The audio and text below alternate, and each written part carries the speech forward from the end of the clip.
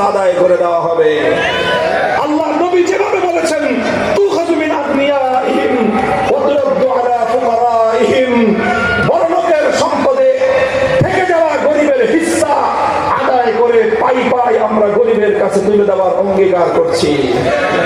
ইনশাআল্লাহ দেশপ্রেমিক ইসলামী জনতা যেভাবে এক কাতারে শামিল হয়েছে, অবশিষ্ট যারা এখনো বিচ্ছিন্ন আছেন, আমরা আশা করছি নির্বাচনের আগে আমরা সকলে ঐক্যবদ্ধ হয়ে দুটি আওয়াজ তুলব। 1 নম্বর, গণভোটে হা বাক্সে ভোট দিন।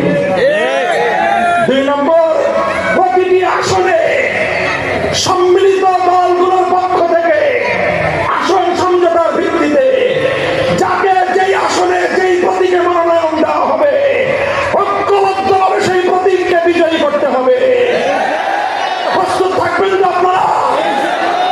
হাত তুলে বাংলার মানুষকে আপনারা দেখিয়ে দিন ভালোবাসার জনগণ।